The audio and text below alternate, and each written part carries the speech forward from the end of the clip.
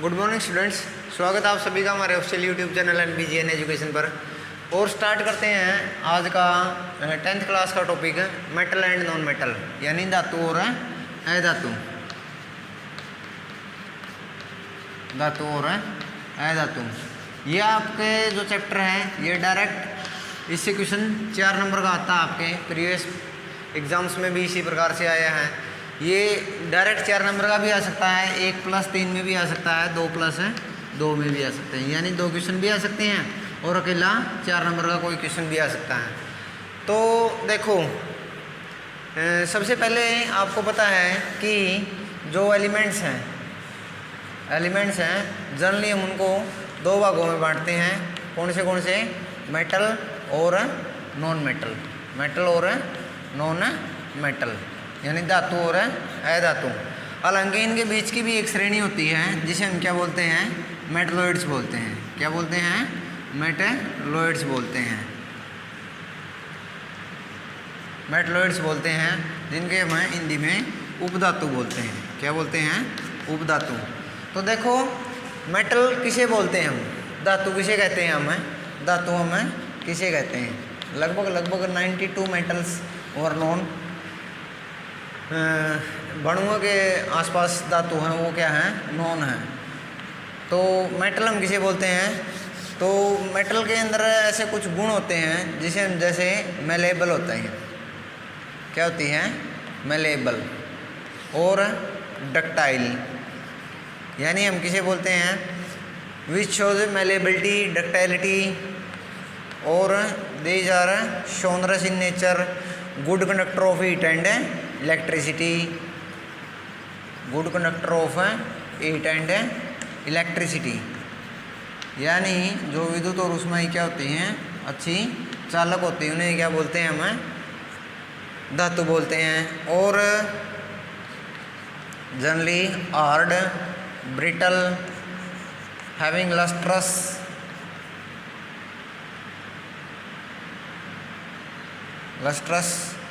और तो ये जो और इलेक्ट्रोपॉजिटिव आयन,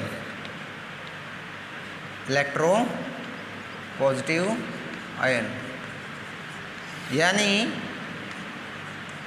देखो ये जो चीज़ें शो करती है, ये जो गुणधर्म शो करते हैं, उन्हें हम क्या बोलते हैं? धातु बोलते हैं। अब मेलेबल क्या होता है, डक्टाइलिटी क्या होती है, सौंदर्य क्या होते हैं, ये सारी चीज़ें पढ़ेंगे हम। लेकिन जनरली हम क्या है? मेलेबल आघातवर्ध्यता, डक्टाइल तन्यता, सौंदर्य होता है जो कंपन के साथ आपकी आवाज़ पैदा करें। ऊष्मा और विद्युत की अच्छी सुचालक होती हैं। ऊष्मा और विद्युत की अच्छी सुचालक होती हैं। हार्ड कठोर होती हैं, सॉलिड स्टेट में पाई जाती हैं। जनरली ब्रिटल क्षणभंगुर होती हैं, क्रिस्टल के रूप में टूट जाती हैं यदि उनके ऊपर हम चोट करें तो। लस्ट्रस यानी चमकीली होती हैं और इलेक्ट्रोपॉजिटिव आयन बनाती हैं। इन्हें हम क्या बोलते हैं? धातु बोलते हैं। इसके जस्ट अपोजिट क्या हो जाएंगी? आपकी नॉन मेटल हो जाएंगी। इसके जस्ट अपोजिट, यानी जो ये चीज़ें हैं शो करती हैं वो नॉन मेटल शो नहीं करती। और मेटलॉइड्स क्या होते हैं? यानी मेटलॉइड्स हमें किन्हें बोलते हैं? दोज एलिमेंट्स हैं विच शोज प्रॉपर्टी या characteristics of metal as well as non metal, यानी जो धातु के साथ साथ अधातु के गुणों को भी शो करता है, उन्हें हम क्या बोलते हैं? मेटलॉइड्स बोलते हैं। यानी इनके जो गुणधर्म होते हैं वो किसके बीच के होते हैं? धातु और अधातुओं के बीच के होते हैं, इसलिए इन्हें क्या बोलते हैं? उपधातु बोलते हैं। तो स्टार्ट करते हैं और ये देखते हैं कि ये गुण कौन से होते हैं कि किन्हें हम जनरली मेटल बोलते हैं। तो सबसे पहले देखो, मेलेबिलिटी क्या होती है? ये डेफिनेशन आई हुई भी है, मेलेबिलिटी की भी और डक्टाइलिटी की भी। डक्टाइलिटी की भी, दोनों की डेफिनेशन आई हुई है एग्जाम में कि मेलेबिलिटी क्या होती है और डक्टाइलिटी क्या होती है। तो मेलेबिलिटी क्या किसे बोलते हैं? The ability of metal by which it can be beaten into thin sheets. It can be beaten into thin sheets, यानी जिसे हम क्या कर सकते हैं बाई हैमर या हथौड़े के द्वारा, जिसे हम पतली चादरों के रूप में पीट पीट के बना सकते हैं, इज कॉल्ड मेलेबिलिटी। उस धातु के उस गुण को क्या बोलते हैं हम? मेलेबिलिटी बोलते हैं, मेलेबिलिटी बोलते हैं, यानी आघातवर्ध्यता बोलते हैं। यानी आपको पता है कि धातुओं को यदि जैसे लोहा है, सोना है, सिल्वर है, यदि उसको पीटते रहेंगे तो वो यूँ फैलते जाएंगे, यानी उनकी शीट्स बन जाएंगी, तो उस गुण को क्या बोलते हैं हमें? मेलेबिलिटी। डक्टाइलिटी किसे बोलते हैं? यानी the ability of metals, the ability of metals, यानी धातुओं का वह गुण by which it can be drawn into wires, it can be drawn into wires, यानी जिसके द्वारा ये क्या की जा सकती हैं? तार के रूप में लंबी खींची जा सकती हैं, इज कॉल्ड डक्टाइलिटी। उसे हम क्या बोलते हैं? तन्यता बोलते हैं। डक्टाइलिटी, तन्यता, उसे हम क्या बोलते हैं? तन्यता बोलते हैं। मोस्ट डक्टाइल मेटल कौन सी होती हैं? मोस्ट डक्टाइल मेटल होती है आपकी गोल्ड। मोस्ट डक्टाइल मेटल कौन सी होती हैं? आपकी गोल्ड होती हैं। 1 ग्राम जो गोल्ड है उसे 2 किलोमीटर लंबी वायर खींची जा सकती है। 1 ग्राम जो गोल्ड है उसे 2 किलोमीटर लंबी वायर खींची जा सकती हैं। तो ये होती है आपकी मेलेबिलिटी, डक्टाइलिटी। तीसरा जो आपने गुण बताया था क्या होती है? सोनरस। तो ये क्या होती हैं? यानी सोनरस जो गुण होता है ये कौन से होते हैं? दोज सब्सटेंसेस या those element which create ringing sound. क्या? विच क्रिएट रिंगिंग साउंड, यानी कंपन करते हुए जो ध्वनि पैदा करते हैं, विच क्रिएट रिंगिंग साउंड, उन्हें हम क्या बोलते हैं? सोनरस बोलते हैं। और मेटल जो भी होती हैं वो सोनरस का जो एबिलिटी है आपकी वो शो करती हैं। इसके अतिरिक्त malleability, ductility, sonorous good conductor of heat and electricity. अब देखो good conductor of heat and electricity,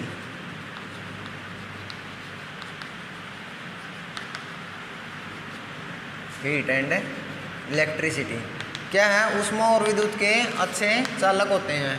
आपको ही पता है कि जैसे एक आयरन रोड लें, एक है आयरन रोड लें, और यदि इसको इस एंड को, यदि इसके इस सिरे को क्या करना स्टार्ट करें? गर्म करना स्टार्ट करें, तो कुछ समय बाद देखेंगे आप कि जो इसका ये एंड है, ये जो सिरा है इसका, ये भी ऑटोमेटिक क्या हो गया है? गर्म हो गया है। ये भी क्या हो गया? ऑटोमेटिक है गर्म हो गया है। तो इससे क्या होगा? इससे आपको पता है कि हीट इस सिरे से इस सिरे तक ट्रांसफ़र हुई है। यानी जो ये लोहा है इसने किसका काम किया है? आपके कंडक्टर का काम किया है। किसका काम किया है? कंडक्टर का काम किया है, यानी चालक का काम किया है। अब देखो जितने भी धातुएं होती हैं वो क्या होती हैं? आपकी ऊष्मा और विद्युत की क्या होती हैं? सुचालक होती हैं, उनके अंदर से गुजर जाती हैं और गुड कंडक्टर होती हैं, यानी बहुत ही अच्छी चालक होती हैं। जो सिल्वर होता है वो बेस्ट कंडक्टर होता है, कॉपर, सिल्वर और एल्यूमिनियम। कॉपर, सिल्वर और एल्यूमिनियम ये क्या है? Good conductor of heat and electricity. Electricity और हीट के अच्छे चालक होते हैं। इसके बाद आर्ड, आर्ड यानी कठोर। जितनी भी आपकी मेटल होती है ना, जितनी भी आपकी मेटल होती हैं, generally they are found in solid state. Generally वो किस स्टेज में पाई जाती हैं? आपकी सॉलिड स्टेज में पाई जाती हैं। यानी जो स्टेट है उनकी वो कौन सी है? सॉलिड, यानी पदार्थ की कौन सी अवस्था में पाई जाती हैं? Solid. Almost all metal are found in solid state. लगभग सभी की सभी जो धातुएं वो किस में पाई जाती हैं? सॉलिड स्टेट में पाई जाती हैं, एक्सेप्ट क्या? आपका लिथियम, सोडियम और पोटासियम। लिथियम, सोडियम और जो पोटासियम होते हैं ये किस में पाए जाते हैं? आपके ये बिल्कुल इतने कोमल होते हैं ये, they can be cut with a knife, they can be cut with a knife, यानी इनको एक चाकू की सहायता से भी हम काट सकते हैं, इतने सॉफ्ट होते हैं ये। इनका जो नेचर वो क्या होता है? सॉफ्ट। अदरवाइज सारी की सारी क्या होती हैं? सॉलिड स्टेट में पाई जाती हैं, हार्ड होती हैं। और लस्ट्रस, लस्ट्रस क्या होता है? लस्ट्रस का जो गुण होता है इसका मतलब क्या है कि मेटल्स हैव शाइनी सरफेस। इनके पास जो सरफेस होता है वो क्या होता है, चमकीला होता है, यानी जो इनकी ऊपरी सतह होती है वो कैसी होती है, चमकीली होती है। Metals have shiny surface. और इलेक्ट्रोपॉजिटिव आयन, ये मोस्ट इंपॉर्टेंट डेफिनेशन है। ये जो इसकी फिजिकल प्रॉपर्टी थी ये इसके केमिकल प्रॉपर्टीज में भी काम आएगी कि मेटल्स जो होते हैं वो क्या बनाते हैं, इलेक्ट्रोपॉजिटिव आयन। यानी ऑलमोस्ट ऑल मेटल्स, सारी की सारी जो धातुएं होती हैं आइदर में be lose one or more electron, may be lose one or more electron to make electropositive ion, to make electropositive ion.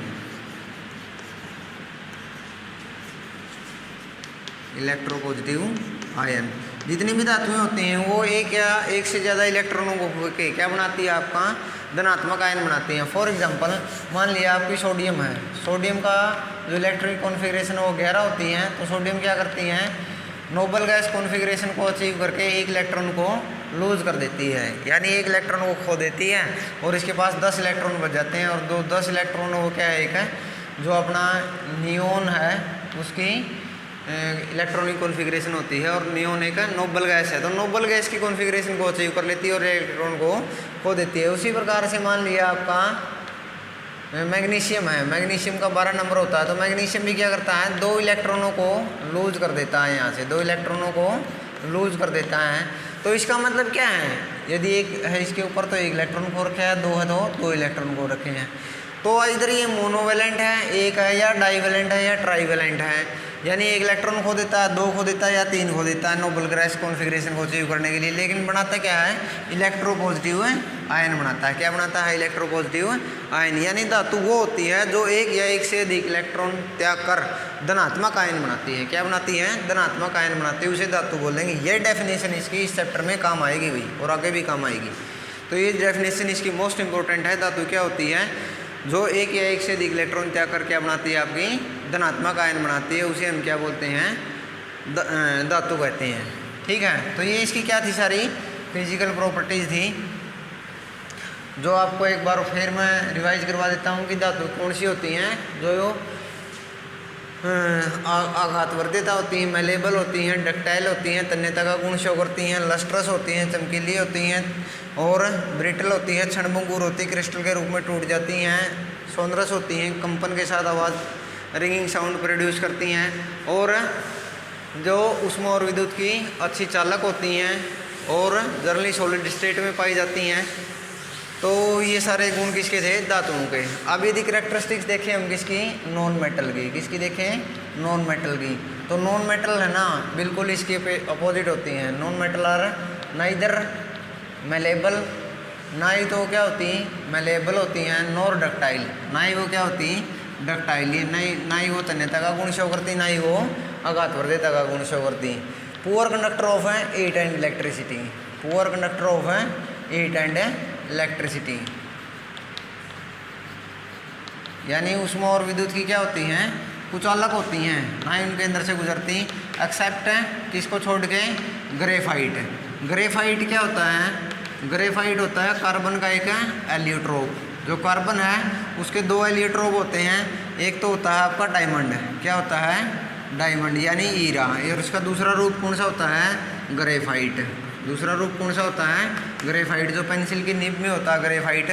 Diamond, diamond जो है विश्व का सबसे हार्डेस्ट मटेरियल है, यानी सबसे मोस्ट हार्ड मटेरियल है, इससे कठोर पदार्थ कुछ भी नहीं होता। और ग्रेफाइट क्या होता है, ग्रेफाइट कार्बन क्या होती है, क्या नॉन मेटल होती है, कार्बन क्या होती है, क्या नॉन मेटल होती है, और ये इसका क्या होता है, एलियोट्रोप। क्या होता है, एलियोट्रोप, यानी इसका अपरूप बोलते हैं इसे हिंदी में, क्या बोलते हैं, अपरूप। कार्बन का अपरूप होता है ग्रेफाइट, जो किसका काम करता है, ये होता है good conductor of heat and good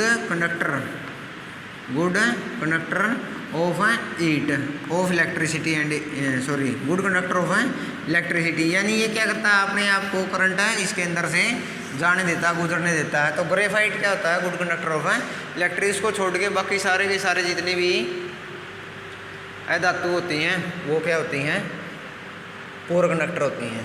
तीसरा, ना ये लस्ट्रस होती,